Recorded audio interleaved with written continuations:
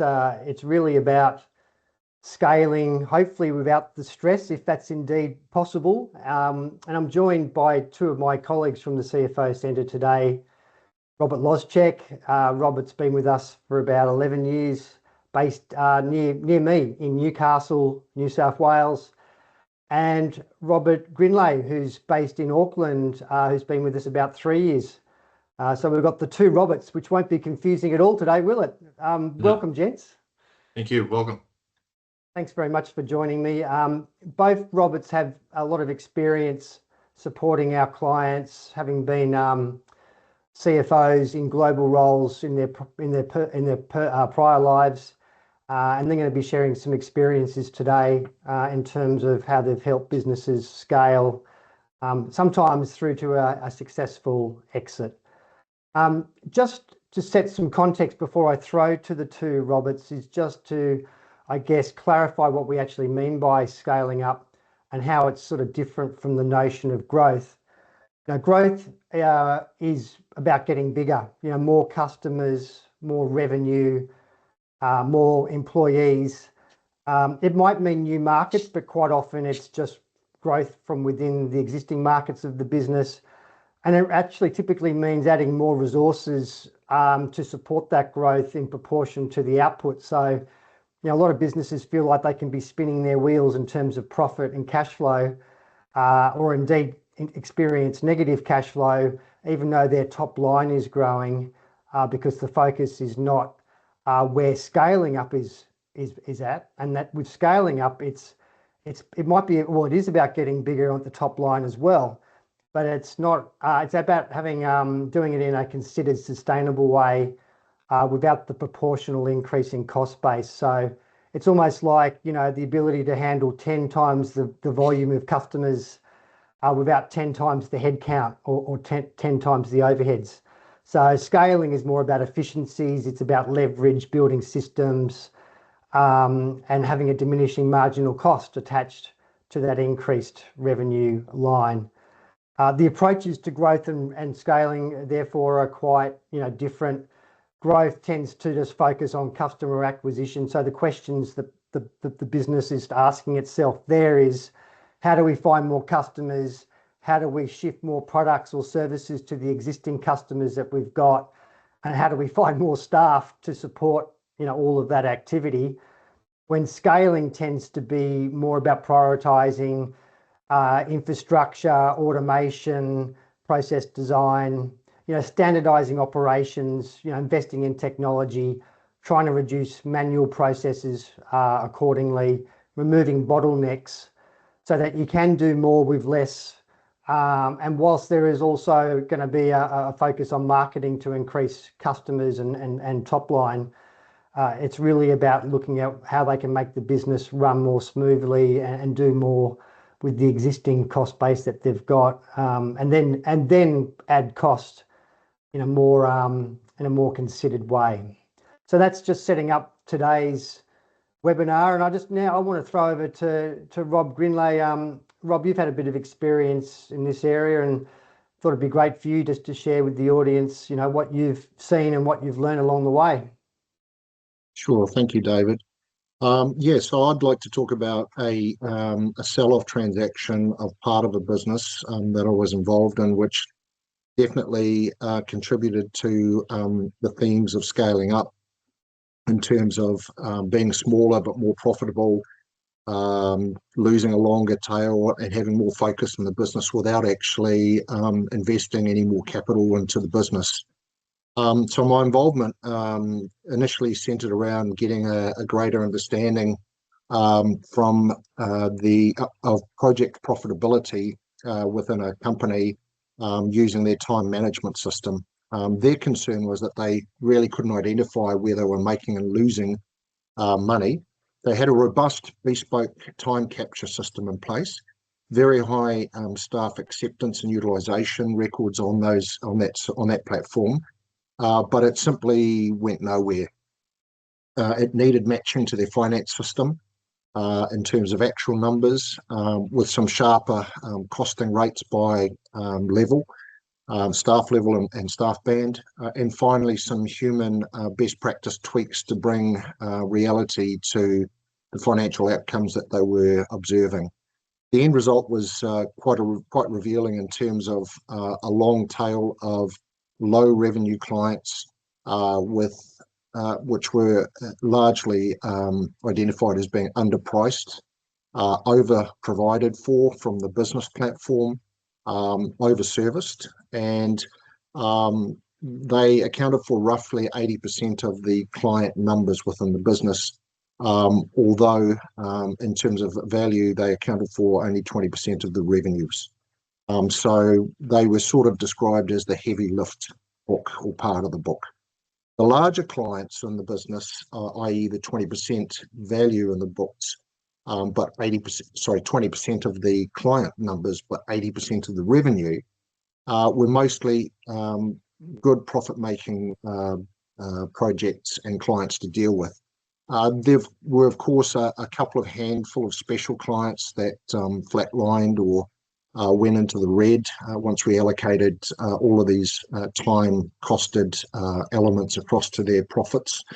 And that was due to things like constant scope creep, over management, and really sort of deploying higher valued internal resources to those clients as opposed to, let's say, more junior and more cost effective.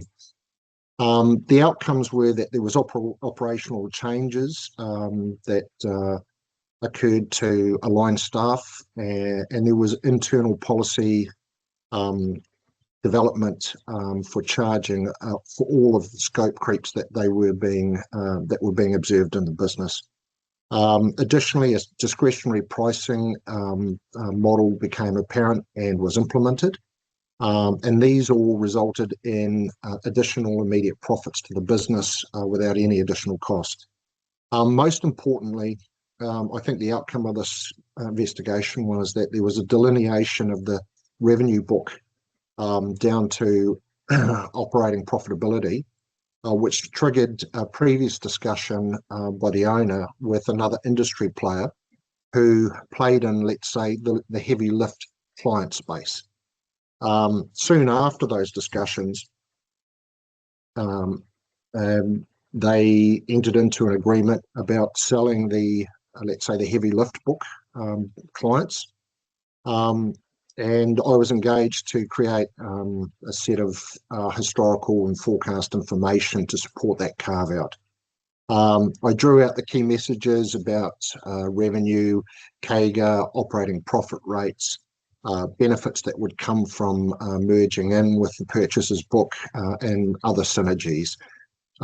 There was a willing buyer, willing seller, and the value was visible from the numbers being presented. So a deal was easily agreed. The fiscal result was that the entire debt of the company was settled with this partial business sell-off. And coupled with the strong empowerment that the owners had already nurtured into their business through their general manager, the remaining business, which was more smaller, far more manageable and focused on profitable clients, that was regarded as a much more easily manageable and highly profitable and cash generating business that remained within the company. Effectively, as a result of that, the company is now running on autopilot from a distance. And I can say that the owners, a husband and wife team, they ended up moving back or relocating to the wife's home state of California, and to be closer to aging relatives. And they're just enjoying really great lifestyles now, but still keeping their hand on a smaller, more profitable business through their general manager on a day-to-day basis. Interestingly, they have committed to reach out to me when they have plans to sell the remaining business. For now, they're just very happy to be managing remotely and collecting passive dividends. It's a wonderful outcome, isn't it? And that's the classic getting more from less. So you've got less headaches, less troublesome or burdensome, customers to deal with, and making more and actually having to do less and, enjoy a lifestyle, in a place where you want to live. So that's fantastic. Rob, do you have any idea what impact on profitability that sort of review and eventual carve out had on the In business? terms of EBITDA. Yeah. Well, there would be two immediate effects. One is that had debt servicing in their business, so not at the EBITDA level, but certainly a cash outflow requirement to service debt. Yep. So that completely fell away. Their balance sheet was a lot stronger as a result. But in terms of their ongoing book, they truly could live by what their values that they wanted to offer to their clients. I think they had a feeling that they were offering everything to all of their clients and not really differentiating in price and having a sort of tiered structure, if you will. If you really want the value add, then you'll get the higher services, you'll get the higher people that are more experienced and dedicated to your account. So as a result of that, they've got a lot more visibility over their remaining business because they've lost 80% of the volume of their clients. And as a result of that, they have a lot easier sort of profitability to manage going forward. Absolutely. No, thanks, Rob. That's a fantastic success story. And I'm conscious that Rob L also has a lot to offer in this arena. So yeah, Rob, over to you in terms of your experience with scaling. Okay, I can probably give you two examples, and one of them was probably one of my first clients, which was a hospitality distributor business. They had been selling assets. The two owners had been selling assets for the prior 2 years to keep the business afloat. They had a good revenue source. It was a large number of clients. Unfortunately, it wasn't coming to the bottom line. And within probably 2 months, we were able to identify what the main issues were. We talked about scaling up, but it's also making sure that you have the right resources in the business. So we did part ways with a number of clients, and we helped the owners go through that process. And it was with salespeople, administration people in the warehouse. And so once we got the right people in, the resource personnel costs didn't change that much, but they were much more effective in doing that. The other side, very similar to what Robert just spoke about, is we did a customer and product profitability. They had hundreds of product lines and hundreds of customers, and their sales staff liked to go out and wander the countryside to say, oh, we got this order. And when we did it, it was quite evident that a large number of customers were actually loss-making from a revenue perspective. So we looked at the product lines to see whether we could move those customers to another product, which was probably more profitable for us and probably not much more cost to them.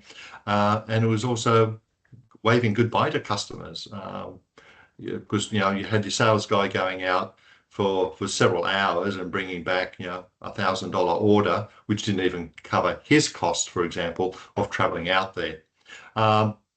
So when we went through that process, which probably took a little while because we had to get some credibility around data, which is always an interesting challenge when you're going to customers. And what we found from the data is that when we went through the process, we were able to move their gross margin by 5 basis points, 5% upwards, which of course came straight to the bottom line. And by moving some staff out, we introduced a new ERP system, which gave better reporting, much more reliable costs, etc. and so that went straight to the bottom line. And they had been involved in a debtor finance activity with their invoices, and we were able to move them to bank financing, which was a huge step forward for this business going forward. So that was a really good success.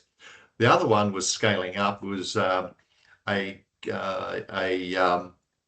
conditioning business, had been a partnership across several states.